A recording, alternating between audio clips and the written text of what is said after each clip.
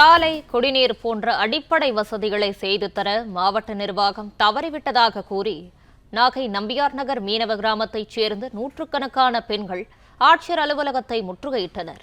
இதனால் நாகை தேசிய நெடுஞ்சாலையில் 2 மணி நேரத்துக்கு மேலாக போக்குவரத்து பாதிக்கப்பட்டது. இதுகுறித்தான கூடுதல் விவரங்களை வழங்கவிருக்கிறார் செய்தியாளர் மூர்த்தி. வணக்கம், விவரங்களை பகிரலாம்.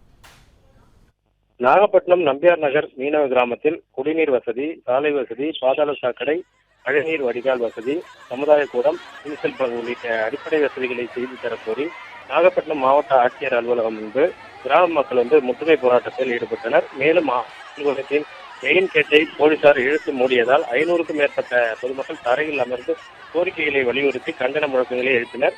தொடர்ந்து சம்பவ இடத்திற்கு வந்த கோட்டாட்சியர் சங்கர நாராயணன், வட்டாட்சியர் நீலாயதாட்சி ஆகியோர் பேச்சுவார்த்தை நடத்தினர். ஆனால் ஆட்சியர் வந்தால் மட்டுமே தங்கள் போராட்டத்தை முடித்துக் கொள்வதாக மீனவர்கள் தெரிவித்து கண்டன கோஷங்களை எழுப்பினர். இந்த போராட்டம் காரணமாக 100க்கும் மேற்பட்ட போலீசார் பாதுகாப்பு பணியில் ஈடுபட்டனர். தொடர்ந்து போராட்டக்காரர்கள் சார்பில் 5க்கும் மேற்பட்ட நிர்வாகிகள் மாவட்ட ஆட்சியரை சந்தித்து கோரிக்கைகளை முன்வைத்தனர்.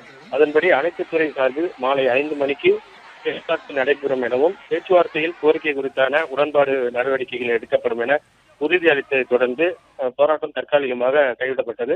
இந்த சாலை மறியல் போராட்டத்தால் 2 மணி நேரத்துக்கு மேலாக நாகப்பட்டினம் நாகூர் தேசிய நெடுஞ்சாலையில் போக்குவரத்து பாதிக்கப்பட்டது.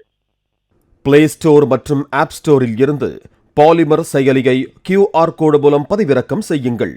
செய்திகளை உடனுக்குடன் பெறுங்கள்.